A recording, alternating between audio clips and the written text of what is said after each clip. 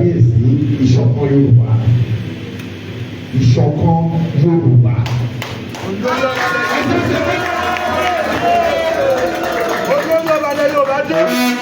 Kábíyèsí sáà tí gbogbo wa bára wa ní orí àlééfà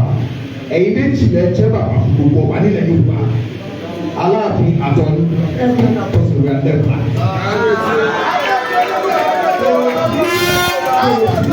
Kò sí gbogbo jẹ́ pàtó wà nínú constitution wa pàtó náà ní ibi tó parí sí yẹn láti Aláàfin náà ní pàtó. So ẹ̀yin méjèèjì ni àmì ọ̀rọ̀ kábíyèsí nǹkan ti wọ́ nílẹ̀ Yorùbá iṣẹ́ tí elédùnmarè wa gbélé lọ́wọ́ sìn ṣe ní generation wa yìí nípa tẹ̀lé tí gbogbo wọn kúrẹ̀ tó wọn lọ ayélujára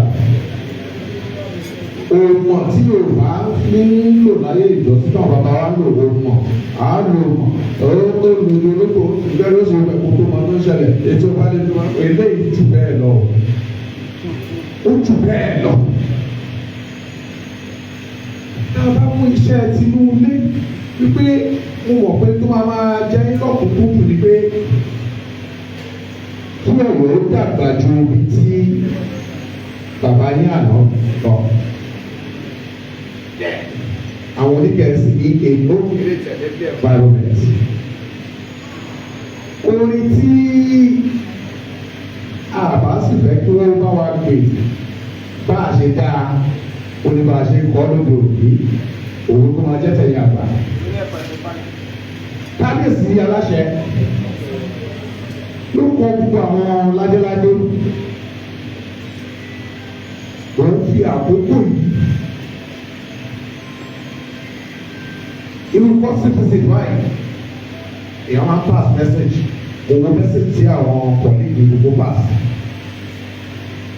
ẹlòmíì ò tiẹ̀ mọ̀ pé it's a golden opportunity èyí kò pass message kan àwọn míì pass àwọn míì ò pass àwọn míì kò wò pé ẹ wá kí àwọn ṣe rí nǹkan ti wọ́n nílẹ̀ káàárọ̀ òjìire gan. Ohun Elédùmarè ló sọ pé àkókò tó ó ṣe wá rí bẹ́ẹ̀ ṣẹ́rí public yẹn àwọn ni màá fẹ́ kẹ́ ẹ torí títí gbogbo àwọn ọba Yorùbá pátápátá kì í ṣe torí tara tí ń lọ sọ̀pẹ́ gbogbo wa lè máa ṣètò alọ́tọ̀ọ̀tọ̀ láti wá pàtí lọ́yọ̀ àjẹkálọ̀ tó bàbá kálọ̀ tó bẹ̀ tó ti yẹn lọ. Baba, ẹni ìfowópamọ́ wa, you need us. Èmi ní national honour, for my the fourth highest national honour. Ẹ lọ mọ presidency Adétòkò wọn wà bẹ́ẹ̀. But wọ́n aṣàtẹ̀ wò pé kẹjọ́kò kọ́ wo kí ni ẹ ṣe fún tó kọ́lẹ́tà kan tó mu wá. Àná nǹkan tí ilé ìgbìmọ̀ rẹ̀ ti làálẹ̀ fún tẹ gbọ́dọ̀ ṣe. Ìṣọ̀kan Yorùbá ó tóbi gan púpọ̀ tẹ bá rí ìyẹn ṣe ó ti tó. Báwo ló ṣe wá ṣe ó lè dùn ṣe ó dùn ṣe kábíyèsí nítorí dùn ṣe bàbá òun ni wípé ẹ̀yin méjèèjì táwọn àwọn òun lẹ̀ Yorùbá yẹn tẹ́ bá wo Sultan àti ṣé wọ̀ bọ̀ọ̀lù ní sọ̀gá ẹ̀ka àti kọ́kọ́ bẹ̀rẹ̀ kí o náà kó ní ìlú lòun kọ́ rẹ́dìtì. Wọ́n pàdé ara wọn nígbà ẹ̀dígbọ́ ẹ̀tẹ̀. Ibu tí kòkó wà it will be privacy so that ẹ̀yin méjèèjì lè máa liberate ilẹ̀ Yorùbá ọmọ wa ló wà president sí ọdún mẹ́jọ ìṣẹ́jú méjì ló máa pé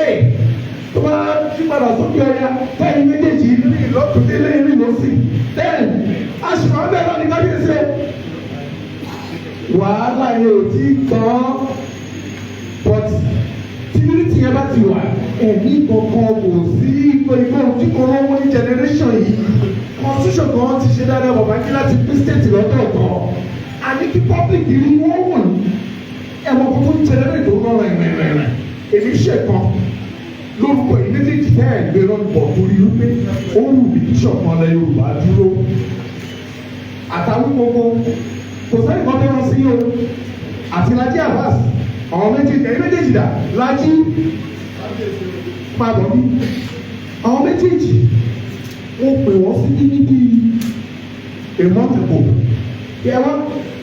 àwọn bàbá yìí méjèèjì nǹkan tó lè promote àwọn méjèèjì ló fẹ́ kẹ́ ẹ máa bá wa ṣe. So kábíyèsí mo fi àkókò yìí rán ìpè ìṣọ̀kan yẹn la ní ìbáyìí àwọn méjèèjì ọmọ yìí ni wọ́n ẹ pè wọ́n ẹ bọ́lá promote mi dé kí lọ́sọ̀rọ̀ yóò la níbí kí la ti attract wá akọ̀sí ń gbọ́dọ̀ àdáná àwọn olóṣèlú tó jẹ́ ọmọ wa respect àwọn tó fi ọyá ń fáwọn ọba àwọn ọmọ òfin wa tó ń gbà tá a bá tẹ́yìn méjèèjì ò bá ní ẹ̀ kọ́ pa ọkọ̀ sí. Kábíyèsí ní ayé ìgbà kan tí Sultan bá fẹ́ rí ààrẹ á pèpè ní wọ́n á fly lọ́rẹ̀ tó bá pààtì kíkan ní bílà wọ́n retí response Sultan but generation yìí máa fẹ́ rí Aláàfin àti Ọọ̀ni ẹ̀kọ́ jọ ṣe Yorùbá àti tó nìyẹn. Ẹ̀yin tẹ́ wá nípò bàbá ń rọ̀ yìí mo fi gbogbo nǹkan rọ̀ yìí. Tẹ́ ẹ bá gbàgbé àwọn kọ̀ọ̀kan tá àwọn ní àwọn ará wa o. Ìgbà tí bàbá àná wà ń bẹ̀ bóyá oṣù wọn náà ló ń sọlá tó wọ́n ti tẹ́lẹ̀ bàbá ṣe correction tó pọ̀ ó pọ̀ ibi tó bá wà ilẹ̀ rẹ̀ ṣe wọ́n ṣe correction tó pọ̀ nínú àwọn tẹ̀gbẹ́ kọ́ olùwà ní ìlẹ́ka lẹ́tà tí bàbá ní kí ìyẹ̀wò lórí kí ìjọba wọn á sẹ̀dẹ̀ bí àwọn fẹ́ẹ́ rí kọ́mẹ́ntì ní àwọn fẹ́ẹ́ rí kí nìkan bàbá tó ṣe yẹn tán bàbá tó dàbí náà. Bàbá Aláàfin wọ́n rí wa àwọn ọ̀rẹ́ wọ́n bí ní wọ́n rí pọ́sì náà ọ̀fẹ́ wá lẹ́ẹ̀mẹ́ta àṣé Aláàfin ọ̀wọ́ ni bàbá.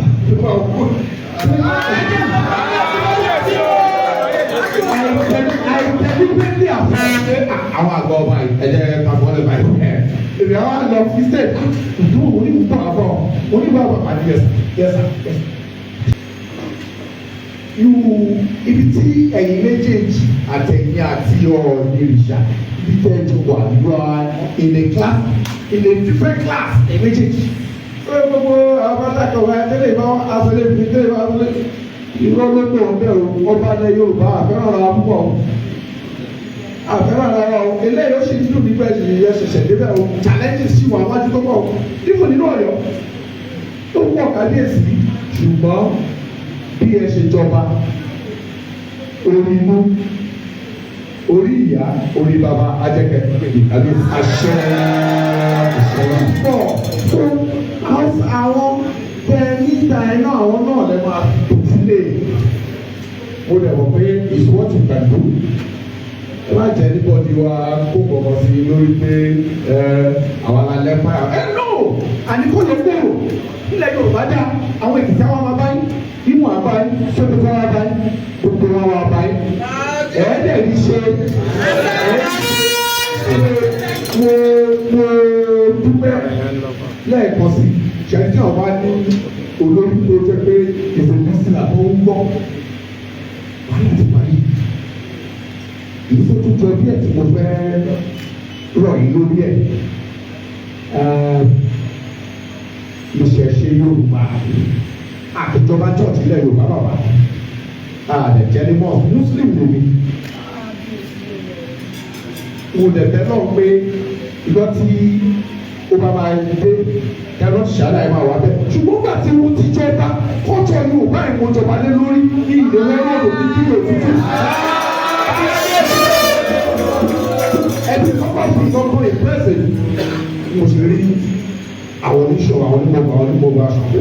àwọn náà jẹ́ ẹ̀ẹ́dẹ́gbẹ̀fẹ̀ ọba ó sì yẹ kó bàbá òní sí yóò àṣẹ ìṣẹ̀ṣe Yorùbá yóò gbọdọ̀ pamọ́ ẹ̀yin top flyers méjèèjì yẹn lẹ̀ ń pè so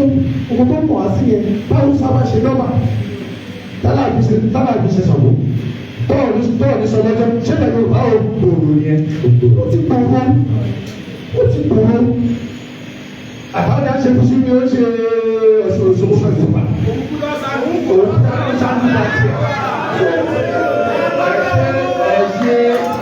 ìṣẹ̀ṣe àṣà wa yẹn ò gbọdọ̀ pa ẹ̀dá torí generation yìí lọ́pọ̀ kí ti wà ẹ̀sìn tí àwọn bàbá wa bọ́wọ́ ta ó ti ń pa àṣà wa tó bá dẹ̀ pa àrùn foundation lọ́ba lọ́ba ni wọ́n ti kú sí ibi àbọ̀tọ̀ owó yẹn foundation wa nìyẹn ìpìlẹ̀ wa nìyẹn kò sí tọ́tún ní kí ìjàlá rẹ̀ kristian church wa tó ṣe àfihàn kò sí tọ́tún ló máa but ìtìlú yẹn ó yà kéwújọ ó dàkìtì bá a ṣe bá a ní bíṣẹ̀pù lọ́lọ́ lórí mújọ lẹ́nu ó ṣe kó máa lọ nìyẹn ìyẹn ṣé báwọn ọmọ wa alówó ìnáwó owó níbi náà wà òrìjìnà dẹ̀ wà ní òní pariwo lórí àwọn ìlànà responsibility bàbá wa sọlá nínú wọn ọlọ́run àfihàn wọn nílé kọ̀ sí àwọn onílẹ̀ lẹ́nu. Finally, bàbá tó bá máa kọ ọmọdé torí ní òde òní kò sálágbára ọba máa ń influential ló wà o no powerful ike gbogbo ẹgbẹ́ ọ̀sẹ̀ ẹ̀ powerful kò sí kọ̀ọ̀kan tó jẹ́ bẹ́ẹ̀ o influential kìdí ó kú bàbá ara influential yẹn náà ni kí ọba lọ́yẹ̀yà láti kó àwọn ara kò sálágbára wọn sà sálágbára bá wà ṣé wọn á pín ààyè àga tó yẹ kẹ́ ẹ jókòó sí wọn á pín yẹlẹ ẹ̀dá sábà mẹ́ta kò sálágbára mọ́ nínú wa àwọn olóṣèlú ti pa ọ́ gbà wọ́ ẹ wọ́n ti gbà á títí tó kù ó ní awakọ̀ kan àwọn òfin kò gbọdọ̀ bàjẹ́ ọ̀nà tí ó lè bàjẹ́ ní kí èrè orí ọkọ̀ tẹ̀lé nísèlú tẹ̀lé ọ̀tá bá lọ lẹ́yìn ẹ̀yọ ayé sí